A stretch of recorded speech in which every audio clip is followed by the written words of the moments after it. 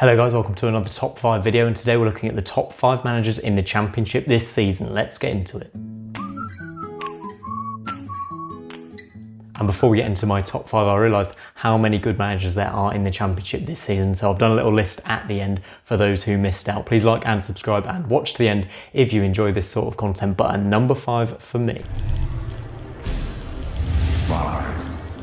Number 5 is none other than Wigan Athletic's former manager, Paul Cook. Now, what a job he did in the circumstances at Wigan this season. Let's not forget, they finished 18th last season. They were one of the favourites to go down this season. They ended up on their points finishing 13th. Of course, they got that 12-point deduction, which took them into League One, but they were one of the most informed teams in the Championship in 2020. Let's not forget that on New Year's Day, they were bottom of the league. Absolute shambles it was for the first half of the season at Wigan. They only got 20 points from their 25 opening league games. Absolutely shocking. First half of the season, the second half of the season couldn't have been more different. I think only Brentford and Leeds had a better second half of the season than Wigan, and they almost stayed up even with that 12-point deduction. They lost just 4 games in the whole of 2020. 1 defeat in their last 15. Absolutely outstanding stuff from Paul Cook to turn those players around, and they almost did it against all odds. Highlights for them this season: they beat Hull 8-0, the record win in the Championship this season, and they got it to the final game against Fulham and almost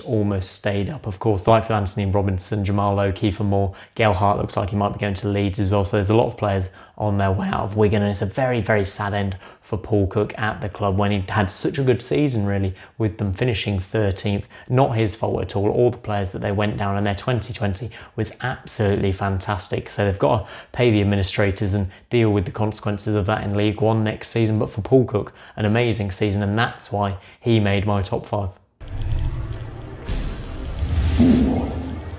Now, at 4th place for me is Slaven Bilic at West Bromwich Albion, which might be a surprise to a few of you, given that it was Bilic's first season and he got them back to the Premier League. But they got into the playoffs last season, didn't they? They had a decent squad, but having said that, only Sam Johnson and Carl Bartley played the last game of the season this year against QPR and in that playoff semi-final second leg. So there's been a big summer of turmoil for Bilic to oversee, and he's done it very well. They lost a lot of goals this summer. Jay Rodriguez left, Dwight Gale went back, and Craig Dawson also chipped in with a few goals. He left for Watford, didn't he? So he had to replace those goals somehow, and he did it on the cheap, and he did it with some brilliant signings. Romain Sawyers came in and has been exceptional this season. Charlie Austin and Semi Ajayi came in at the back, just shored things up, didn't he? He exceeded expectations after signing from Rotherham. So brilliant signings from him, and the loan signings, they're the ones that got them promoted, really, for me. Brady Diangana, absolutely exceptional for me, only exceeded by Mateus Pereira, who was absolutely exceptional for West Brom this season. He made my Championship team of the season. Check it out if you want to in the description. Also, Bilic just fantastic in the transfer market, fantastic tactically, very rarely outthought or outfought, and West Brom deserve their place in the Premier League next season, and he should do well there. He's got experience in the Premier League, hasn't he? But for me, he's well in the top 5 managers for the Championship this season.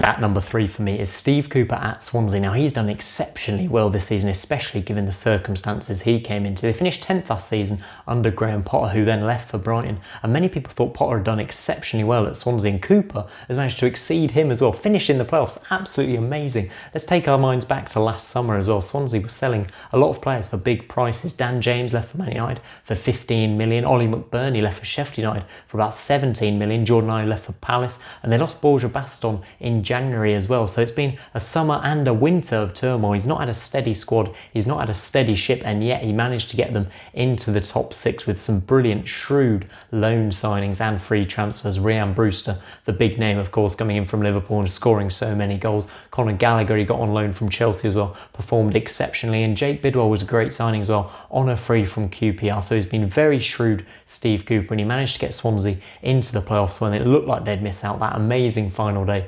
4-1 win. The scenes were brilliant. He's also proved himself to be tactically astute for me. Changed it to 3 at the back and 2 up front when he brought in Ryan Brewster to pair him with Andre Ayew, which just proved to be a masterstroke because they scored so many goals after he did that, and they only just came up short in the playoffs against Brentford, a brilliant Brentford side, and they just came up short, but no shame in that. And Steve Cooper, of course, the loan players will go back ahead of next season. They won't get Brewster back from this season. Liverpool want him to have a Premier League loan, I think, but Cooper, it was his very first season. Let's not forget that, his first first season in first team management. He was thrown in at the deep end in the Championship and he finished 6th. Absolutely incredible. Loads of positives for Swansea, loads of positives for Steve Cooper, who will only get better now he's had a year of experience in the Championship. So it's looking good for Swansea next season. He's in 3rd. And there's loads of names who could have been in this top 5, but for me, 2nd place is Gerhard Struber at Barnsley. I'll mention the rest of the names at the end of the video, so check that out, stick around. But Gerhard Struber at Barnsley, absolutely amazing season. He only came in November at Barnsley and they were absolutely stricken at the bottom of the table. They beat Fulham on the opening day, but only won that game out of their opening 18 matches in the Championship. It's absolutely amazing they've stayed in the Championship. They were bottom of the table when he came in. Daniel Stendel, remember, was in charge at the start of the season, but he was sacked on October the 8th and they took a month to appoint Struber, but that was a month well spent for Barnsley. Looking back at it now, wasn't it? Because he has done amazingly well. Let's not forget Barnsley came up from League One and they are theoretically this yo-yo club between Championship and League One. So for them to be in the Championship again next season is testament to the work Struber's done and the players getting behind him. Absolutely fantastic job. They were favourites to go down at the start of the season, but I can't imagine what the odds were after 18 games when they'd only picked up 9 points. They were completely written off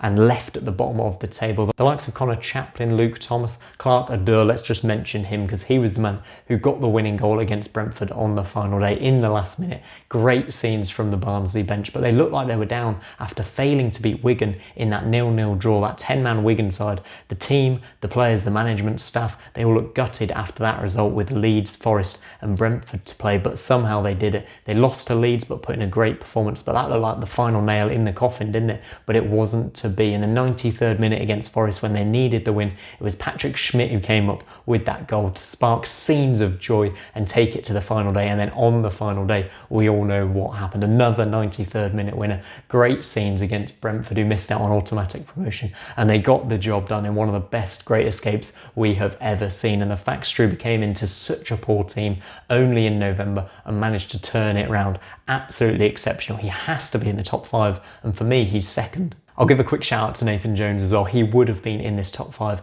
if it had not been for his other spell this season in charge of Stoke, which was absolutely disastrous. I've got to take that into account, but what he did at Luton was exceptional. So he gets a shout out now, but now it is time for my number 1.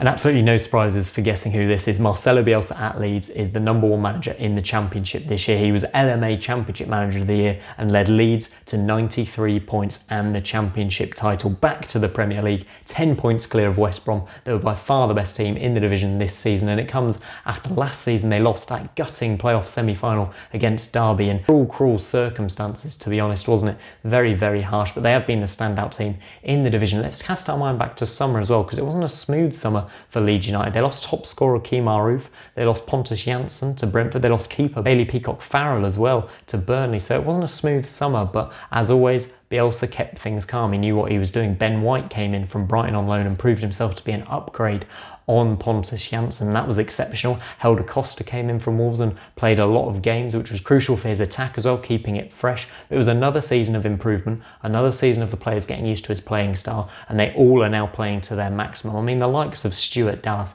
this means no disrespect, by the way, Stuart Dallas, Liam Cooper, Luke Ayling, Patrick Bamford, they don't scream Premier League players, but Bielsa's got them playing at that absolute maximum now, down to his training methods, down to his system, and they're going to have a right good go of it in the Premier League next season. Thoroughly deserved. They don't seem like a squad of Premier League talent, but that is credit to Bielsa that he's got them to win the title and back into the Premier League. Of course, Kelvin Phillips probably is Premier League quality and has been for some time, but he was crucial as well, and he's improving year on year under Bielsa. Let's cast our mind back as well to Paul Heckingbottom, because that's the man Bielsa took over from, believe it or not, 2 years ago, and it seems like a different world now at Ellen Road, doesn't it? Absolutely brilliant job over 2 years for Bielsa, and Leeds United are ready and back in the Premier League. Absolutely exceptional. Bielsa is number 1. So that just brings me on to the names that could have made the top 5 but didn't quite make it. Let me know if any of these are in your top 5. Give me your top 5 down below when you like and subscribe. Start with Scott Parker, of course, the only manager to be promoted, not in my top 5, but for me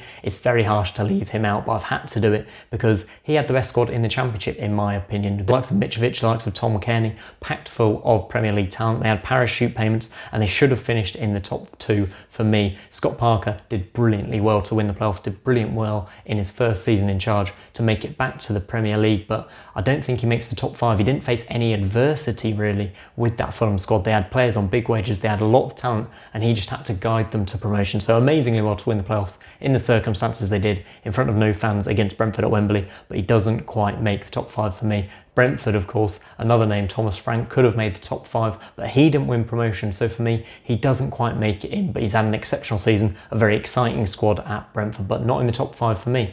Neil Harris at Cardiff, amazing. Given the criticism he got when he was appointed, the fact that he made it into the playoffs is absolutely brilliant for him. He's proved himself to be a top manager, and he could well have been in this top 5. He fought against adversity with the fans, got them on side, turned that Cardiff side when Warnock had left, such an experienced manager, turned the Cardiff side into quite an exciting one to watch really. Sabri Limucci at Forest, another name in with a shout, but they collapsed at the end of the season, so he misses out. And the name that really could have been in this top 5, Gary Rowett at Millwall. He took over when they were 17th, took over from Neil Harris, and they finished 8th, just missed out on the playoffs. So all amazing managers who could have been in with a shout of this top 5, but to be honest, I'm pretty happy with my top 5 for me. Bielsa number 1, pretty happy with that. Struber number 2, Cooper is number 3, Slaven Bilic is number 4, and Paul Cook is number 5. Let me know your top 5 in the comments down below. Like and subscribe for more, but for now guys, I will see you on the next one.